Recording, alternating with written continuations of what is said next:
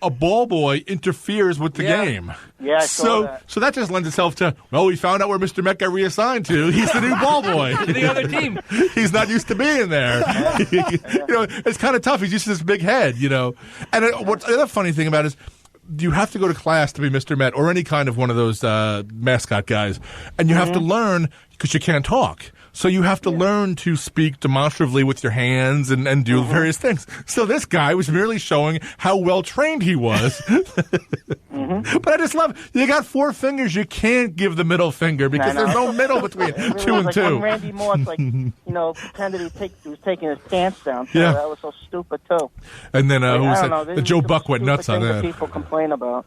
Yeah, no, it was, and apparently, people have come to his defense that Mr. Met was really getting it from whoever it was that was really abusing him pretty badly. Yeah. When you're in that kind of costume, everyone thinks you don't feel pain, so you get bashed with bats and you get hit with things and everything, and people are knocking you and all kinds of stuff. So. It's a plus it's hot in there, and it's really hot. it's a thankless job. Definitely being Mr. Met. But he gets to watch the games for free. He really can't see it because his eyes are inside his mouth. So he can look out his mouth. Yeah, well, if his mouth is open. What did you think about the Bryce Harper fight? With the pitcher on San Francisco? It was a good fight. There were punches thrown. Buster Posey lived up to his name by just posing like a statue and not helping out his pitcher. Yeah, I'll just stand back here, guys. You guys go I'm an all-star, and I'm going to the Hall of Fame. I don't want to get hurt. So you guys, go crazy. To be honest with you, Jeter froze. Jeter spoke to A-Rod. Well, that's the thing. It's like, do you want to ruin your career by getting hurt in a brawl, or do you just want to I'll be over here, guys? Or you do what the goalies do in hockey. You grab the other goalie, just say, hey, guys, let's just dance so we look like we're doing something. It's... No, and it's funny. The weird thing is that I'm more bothered. This guy just threw a ball 90 miles an hour into his hip, but I'm more bothered that he threw a helmet at the. It's like, throw your helmet. That's Respect for that. When he just go out and charge them, start throwing equipment. Right. Because the ball, you've your whole life you stood in the batter's box. The ball's coming your way. You're not expecting a helmet to come your way. Yeah. All right, Steve Dassa has left the building. You'll be sock hop Sunday night. I really don't want Bryce Harper on the Yankees. All right, bye, Steve Dassa. You got a lot of good laughs tonight. There will be a sock hop on Sunday night. I'll tell you that much. 5 to 7. Yeah. All right. Whether I'm live or not is a whole other ball game. Tune in. Get it? Oh, other ball game. That's a callback, as they say. Yeah. Very good. Very good. Steve Dassa has left the building. Oh. There you go. You think Terry Collins is going to get fired after this? It's funny. His contract's up anyway.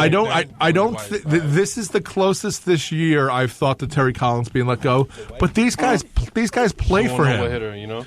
These guys play for him, and they've had all the injuries, and they still come back for him. This is just a very flawed team, right? The Mets are a very flawed team. I got to give it to him getting thrown out today was the best thing that could have happened. Yeah, because this team has not been playing anything right now. They've got this vaunted pitching staff that was supposed to be taking them to the World Series again.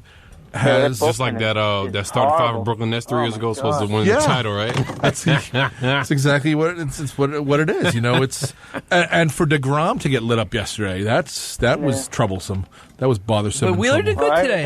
Wheeler did very good today. Horrible on the Yankees is Tanaka. He's been doing horrible. What is Tanaka's contract situation? Is he done this year, or does he have more years left? Is it he has more years, but he has an opt-out. He has an opt-out. Yeah. But the Yankees said, if they opt out, if he opts out, we're done. Yeah, well, of course. Yeah, they're waiting for his arm to fall off. So he's like, hey, if my arm falls off, I've got this money coming my way anyway. I'll take the A-Rod contract where I can get paid by Fox, get paid by the Yankees, and now he's a contributor to, I think, ABC News now, A-Rod. Because when I think truth in journalism, I think A-Rod. It's like, I never did any steroids. Oh, no. Okay. And it looks like Jeter's not going to get the Marlins now because Jeb Bush pulled out of his... Yeah, but it becomes, again, we were talking about politics and sports intertwining. It looked the rival bid was a Tag Romney bid, Mitt's son, Mitt MITT, Tag TAGG. By the way, so it would seem that Derek is going to now align with Romney because Romney's got real money. Romney founded Bain Capital. Bain Capital is a multi-billion-dollar. Jeb Bush doesn't have Bain Capital money.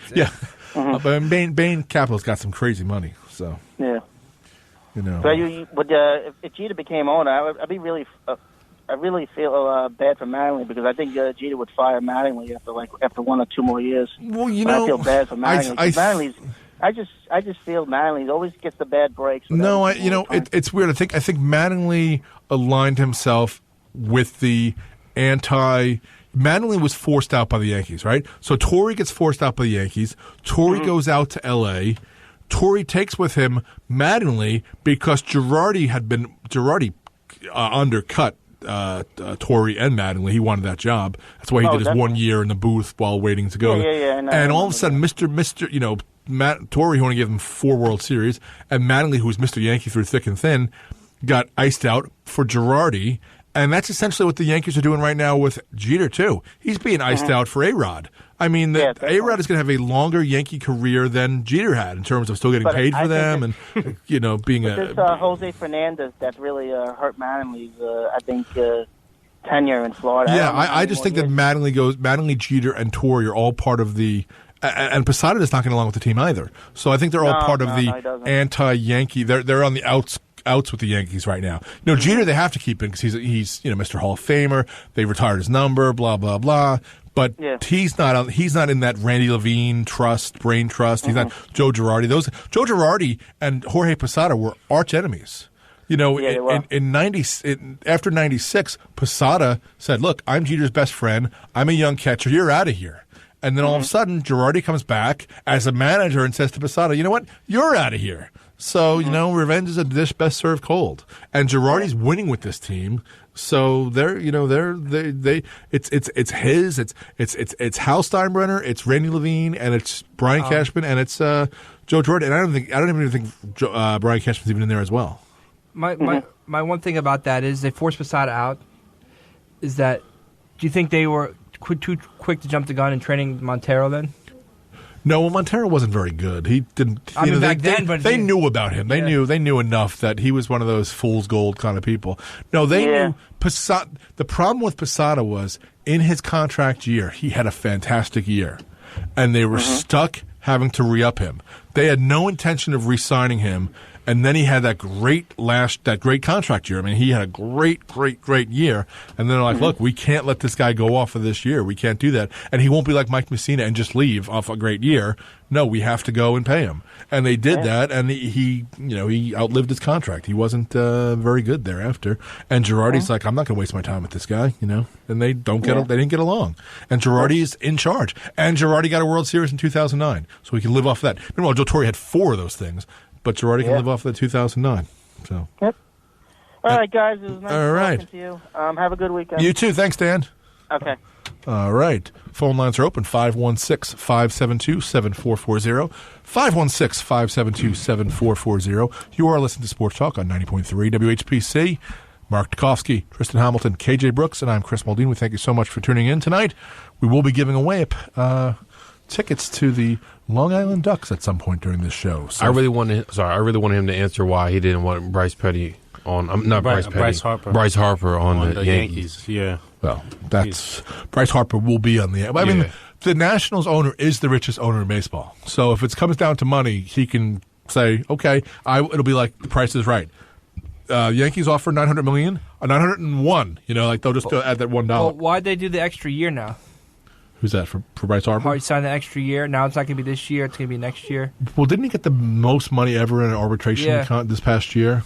Yeah. Well, when is he? He's a free agent after next year? Yeah, because I think it was supposed to be this year, but then they signed like a 1 year. I mean, he just went for the most money. And also, that'll be a year when I think the Yankees will have more money, whatever it is. This season. This offseason, he's a free agent. Hold on. We'll have to look that up. But... I think it's after this year, Sabathia's deal comes off, A-Rod's deal comes off. The Yankees are going to be flush in cash, right? I mean, they've got a lot of guys. And Tanaka, if he opts out, which is no way in heck he's opting out, is it? Yeah, through the 18th season. All right, so through next year. Yeah, through next year. So he signed an extension this offseason? I think in the middle of the season. Like, not in the middle, it's like a month ago. Yeah. Well, he also could have read the tea leaves and been like, you know what, maybe there'll be more. I got to find out when the baseball TV contract comes up, too, because that's another thing that... he's paid through 2018. He's making $21.625 next year. Caller, you are on Sports Talk. Richie from Shirley. Hey, Richie, how you doing? So. Richie? Did we lose Richie? I think we did. Richie, call back. Or anyone else. 516-572-7440. 516-572-7440. Watching this Warriors Cavs game one. 35-30 Warriors up. Just the first quarter just finished. So there was a 35-point first quarter. Yeah, 35-30. Yeah. Oof. Great way to open the season. That's I'm gonna do the math now. And wow, that's 140 to 120. But that's wow. The NBA right now, though. It's high offense. The 3-pointers. But you're at least expecting the finals for it to slow down, a little bit, at least a little bit. You know what I mean? 100 should be like the final score of the winner. 100 to 92 or something. Lakers and Celtics always like in the 80s.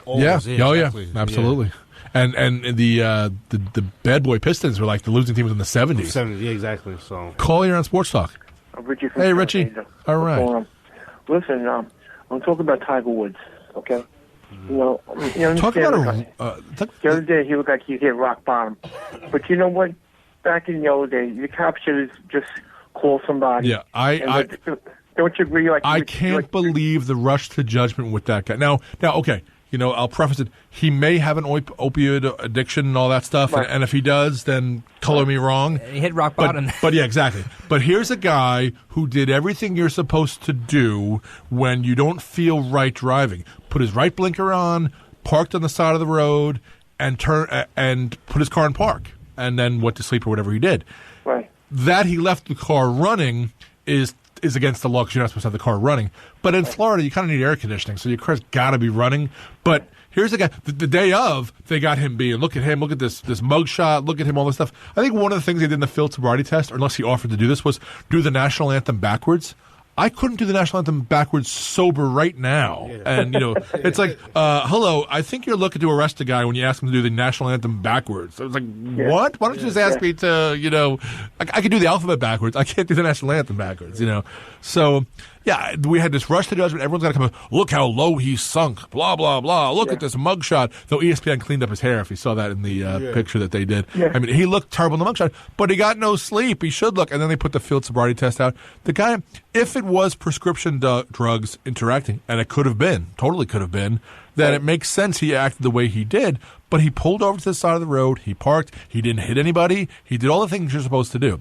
Now, with that said, if he had hit somebody, that would have been a whole different thing. And he was in La La Land out of it when the cops were talking to him. But, I'm fine with what he did. Now, my one thing is the guy has more money than God. Yeah. Get a driver. Get an Uber, get a driver. He is loaded to the nth power. He's got stuff. Though, speaking of which, his wife is the best sell high of all time. They say buy low, sell high. She sold high. He was at the top of his game and all that stuff, both money-wise and golf-wise, and she got out of there as soon as... They said he's worth $700 million. Yeah, he's worth crazy money. He could get a driver. He doesn't need to be driving his car down there. So, now, everyone wants to talk about the sad, tragic fate of Tiger Woods. Yeah, okay, we should all be that sad and tragic. Yeah. But, one of the interesting things was they had to reveal the contents of his wallet when he was arrested. And one of the things was he's got a high rollers card for some casino up in the Seneca Nation in upstate New York. He's in, the VIP club. So now people are like, does Tiger have a gambling problem? Yeah. And his friends are Charles Barkley. And it's like, well, okay, if he is gambling with the Seneca Nation in upstate New York, well, maybe he does, know. But was he a steroid user? He was a Dr. Galea client, patient. So pretty much, everything that happened to his knees and everything, his back, does come from PEDs and steroids. And he was jacked up when he was playing. But does he have an opioid addiction? I mean, that's a huge thing going on right now. Does he have one? Well, he must be loaded up on Vicodin with all the surgeries he had. And I don't know. And he'll find a doctor who will write him any kind of prescription he wants. Yeah, but I'm not going to jump to that conclusion just yet because, prescription drugs interact. It's what they do. It can happen to you, me, anyone in this room. But a lot of people don't understand that. You're still under the influence. Right, exactly. No, you can do. We were talking about this about falling asleep. You don't go to jail for falling asleep when you're driving. It doesn't happen. So when his blood alcohol count was Ludo Platarsky's GPA 0.0, right? I mean, it was 0.0. He had no alcohol in his system. So put that off the table. Florida, because it's Florida, has some weird laws though. so they can get him for parking under the influence, PUI. But so